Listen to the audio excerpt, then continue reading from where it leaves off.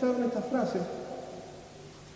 Eduardo Galeano, escritor uruguayo, dijo acerca de Diego Maradona: se ha convertido en una especie de Dios sucio. Era un Dios, con minúscula, sucio por su conflictiva vida, pero por la proeza que hizo en la cancha, era un Dios para muchos. Dice, el más humano de los dioses, como justificando su falencia en la vida personal. Entonces con eso, Diego podía ser un Dios con minúscula en la cancha y fuera a equivocarse, pero las personas aún lo aceptarían así. Un escritor argentino muy conocido, muy respetado, ya fallecido, conocido como el Negro Fontana Rosa o Roberto Fontana Rosa, un humorista gráfico, era muy filoso en su manera de expresarse y llegaba mucho a las personas, por eso era muy respetado. Dijo acerca de Diego Maradona: ¿qué importa lo que Diego hizo con su vida? No hay problema. Lo que importa es lo que hizo con la mía. No importa entonces cómo vivió, total, todos nos acordamos de la mano de Dios, ¿o no? No me diga que no, porque recién todos levantaron la mano, o mucho. Y todos nos acordamos del barrilete cósmico, todos nos acordamos de México 86. Y pareciera ser, hermano, que lo que nos hace sentir bien en nuestro corazón y en nuestras emociones hará justificar a veces actitudes que aún nosotros mismos tenemos. Total, lo que la otra persona está haciéndonos me hace sentir bien, y si mi corazón se siente bien, está bien. Ahora, ¿qué pasa cuando eso a lo que nos hemos aferrado no está más? Porque Diego dejó de estar el 25 de noviembre. Usted habrá visto cuántas personas lloraban en la televisión, de todos los países, porque habían hecho de Diego Maradona, un Dios, porque le hacía sentir bien el alma, los sentimientos, las emociones. Y no importa entonces si mi Dios es impuro, imperfecto, si no es justo, no importa. Lo que importa es cuánto bien me hizo en mis emociones. Y si me siento bien, no hay problema. Entonces lo demás... ¿Y sabe qué? A veces esa situación llega a la iglesia, hermano. A veces hemos sido afectados por situaciones o por cosas que los hemos tomado como dioses en nuestra vida, y todo lo que tomamos como dioses en nuestra vida ocupa el lugar que le corresponde a Dios.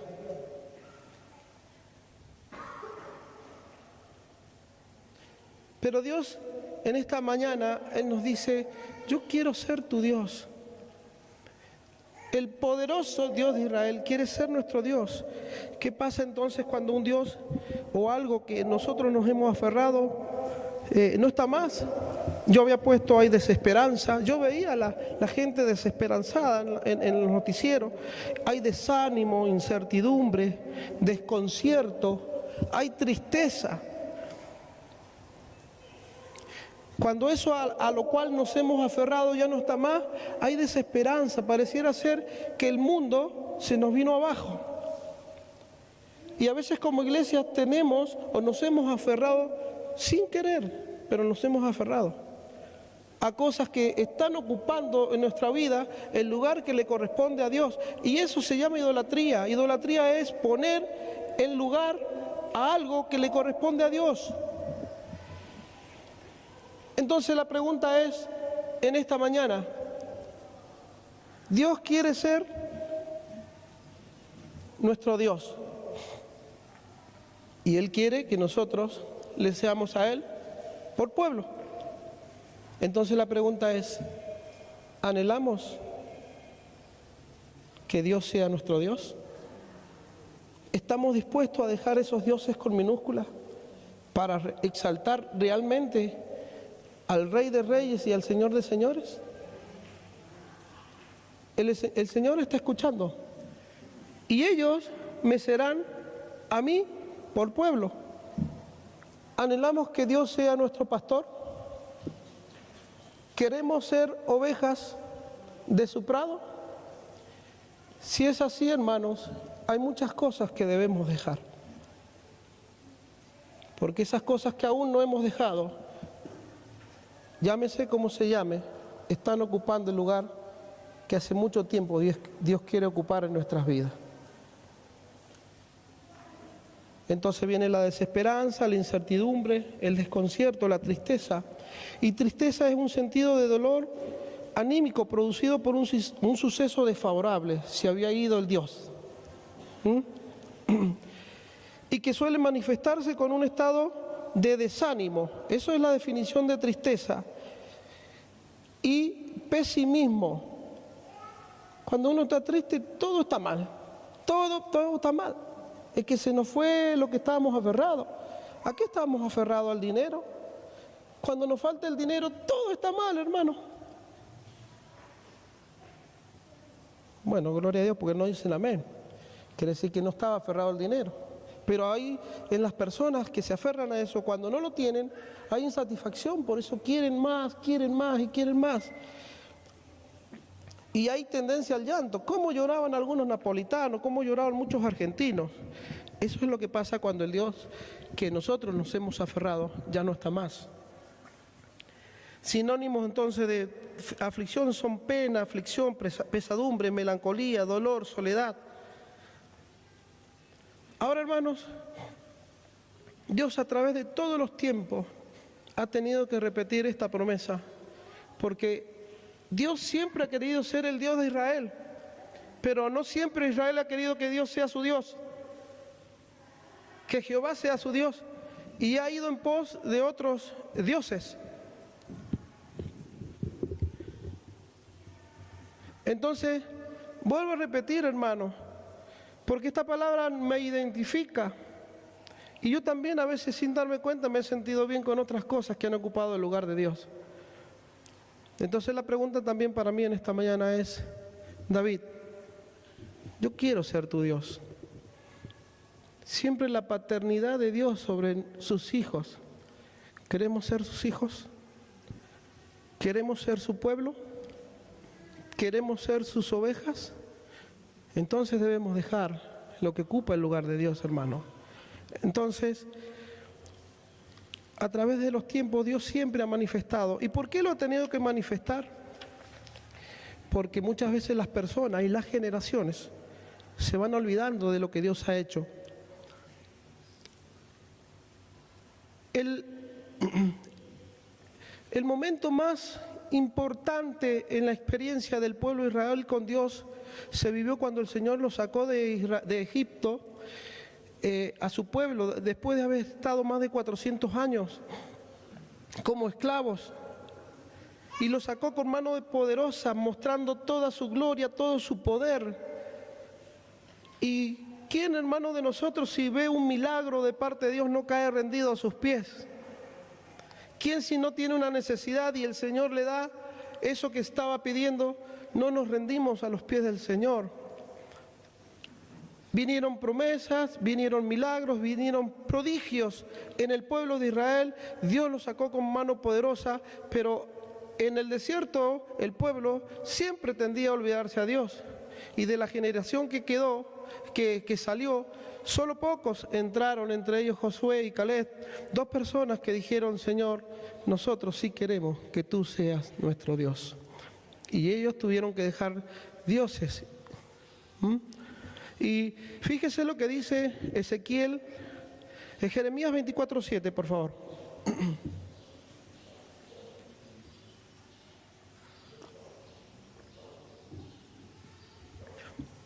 Entonces le decía que Dios a través de los tiempos ha tenido que recordar esta promesa, porque las generaciones van cambiando y los hijos de los hijos se van olvidando de lo que Dios hizo.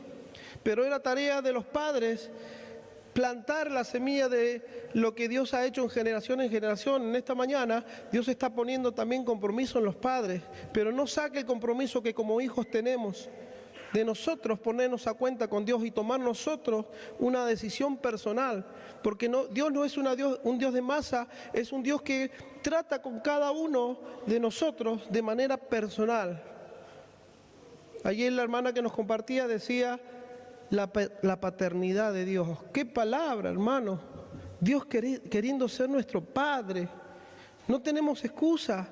Han pasado momentos difíciles, hemos vivido momentos difíciles, hemos vivido situaciones difíciles, pero aún así Dios no se aleja de nosotros. Dios quiere ser nuestro Dios, Dios quiere ser nuestro Padre, hermano. Entonces es responsabilidad nuestra decidirnos y definirnos por Él. ¿Me está entendiendo, hermano? Dios nos ha traído en esta mañana para que nosotros tomemos una decisión consciente y de elegirlo a Él o no.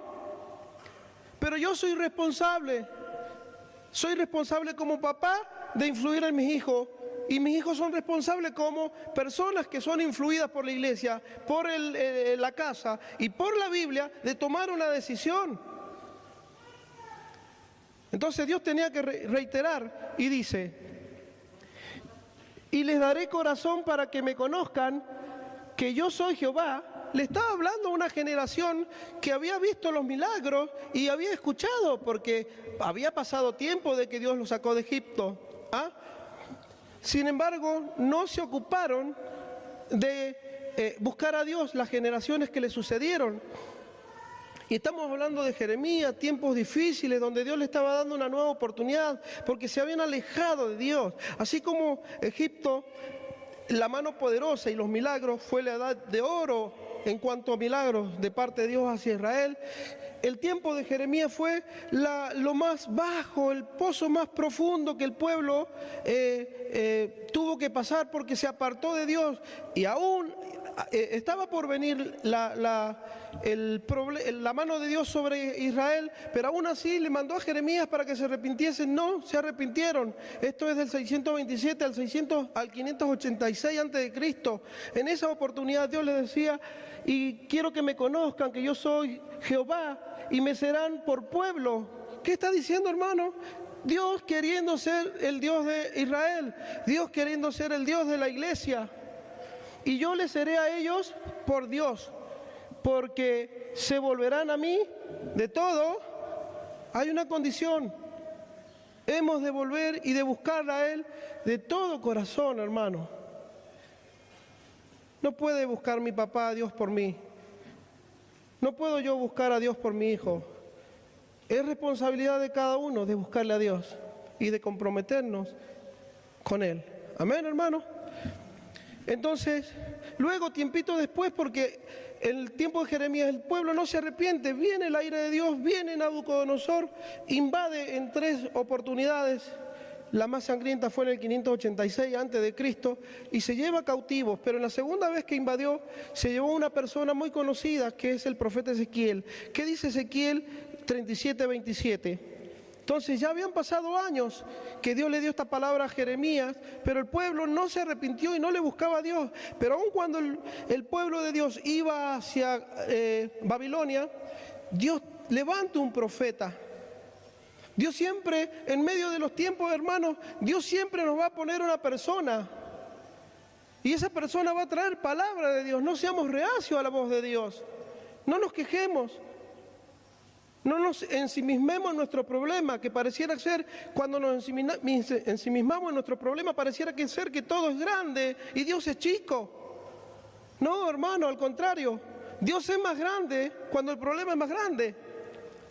Entonces, ¿qué dice? Ya en tiempos de la segunda deportación hacia Babilonia, dice: estará en medio de ellos mi tabernáculo y seré a ellos Dios. La paternidad de Dios, siempre queriendo ser nuestro Dios, y ellos me serán por nuevamente recordando.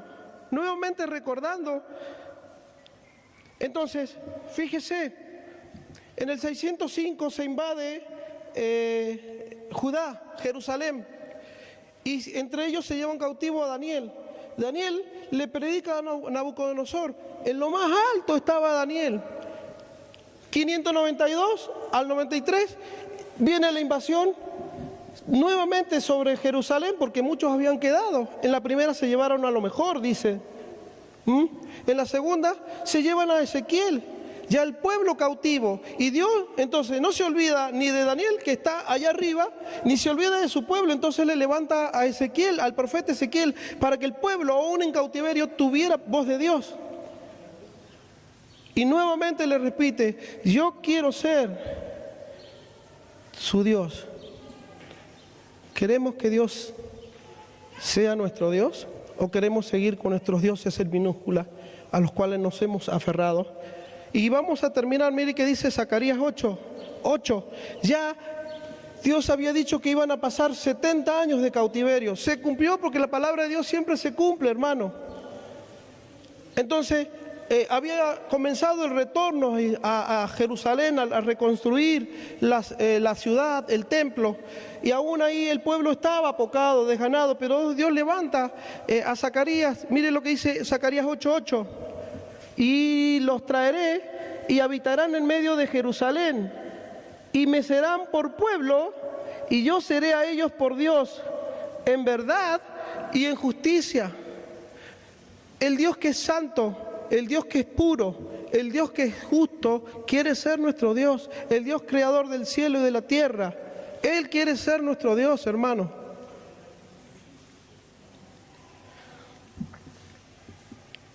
Y ese Dios nunca falla. Para muchos, lamentablemente, y como persona, Diego se fue. Hay desesperanza, tristeza, dolor, aflicción. Pero mire lo que dice Mateo 28, 19 y 20.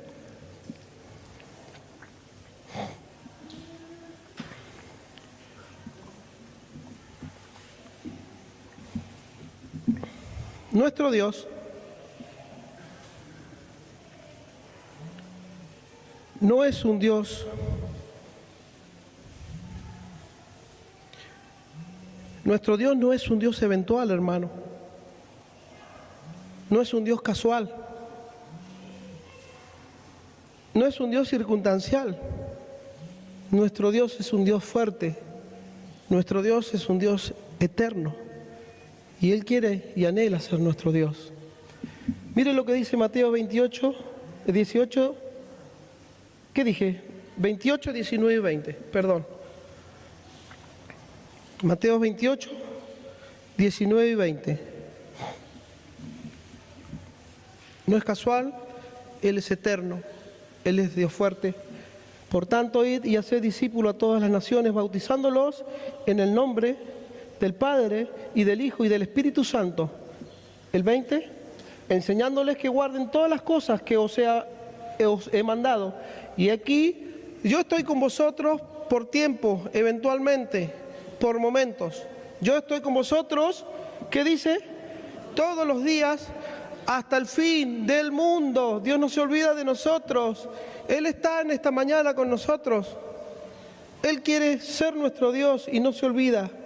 Él conoce tu problema, Él conoce tu aflicción, Él conoce tu situación. Pero termino con esto. ¿Queremos que Dios sea nuestro Dios? Entonces vamos a orar. Mientras, poneme por favor Job. Le invito a que se ponga de pie. Job.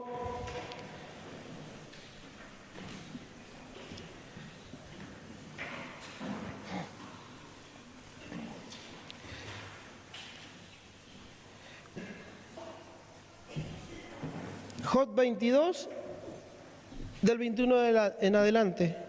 Entonces, como conclusión, ¿cuáles son los dioses que debemos dejar hoy y que están ocupando el lugar que a Él le corresponde y que no nos permiten tener una comunión plena y verdadera, fluida con nuestro Rey? ¿Qué será? El bienestar económico, para algunos el fútbol, sus talentos, la facultad, lo que han logrado, está muy bien. Pero Pablo decía, ¿cuántas cosas eran para mi ganancia? de fariseo, el mejor, aventajaba mucho. Pero todo eso lo tengo por basura, por amor de Cristo.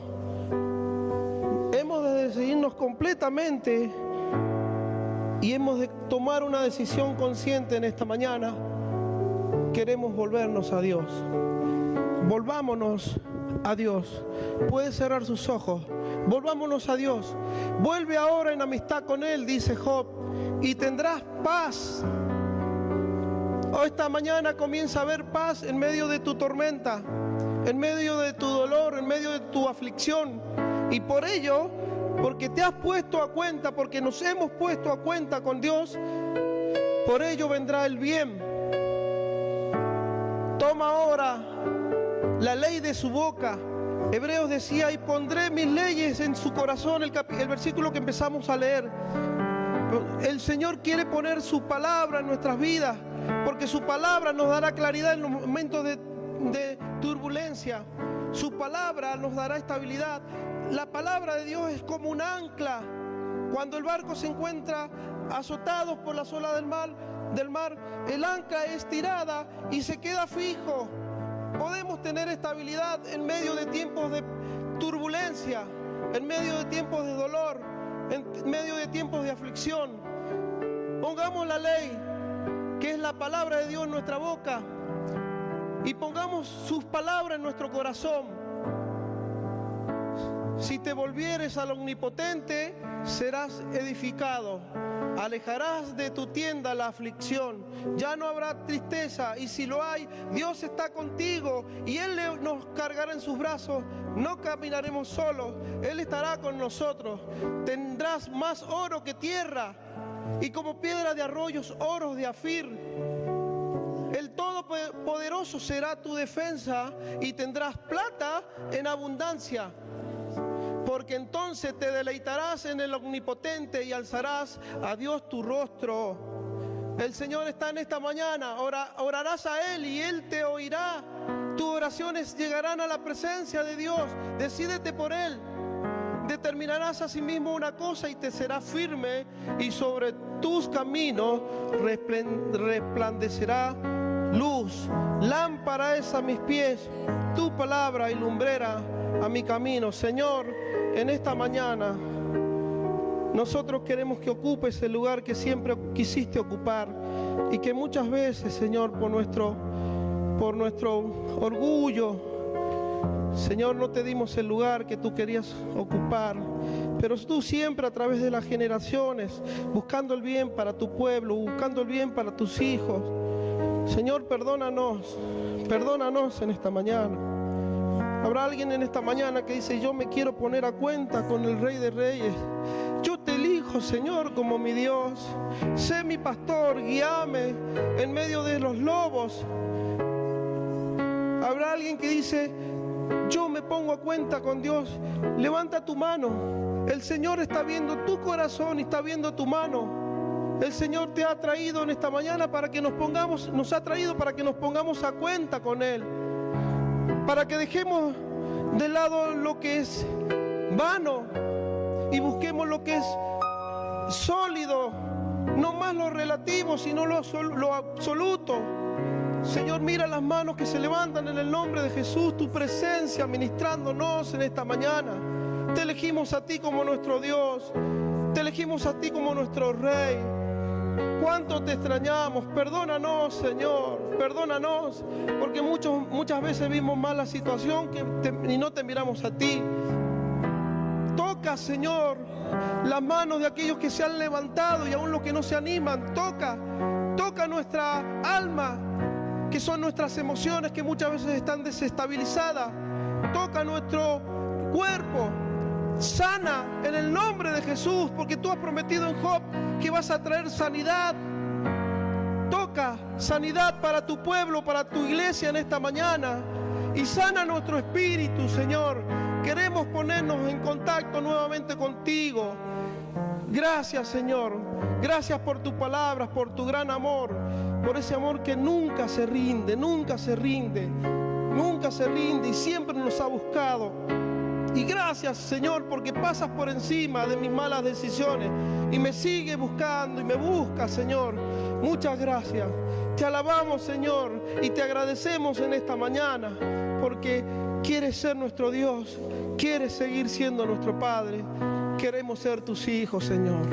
Te alabamos, Dios, y te bendecimos en el nombre de nuestro Señor Jesucristo. Gloria y honra damos a tu nombre. Amén, amén y amén. Que el Señor les bendiga, hermano.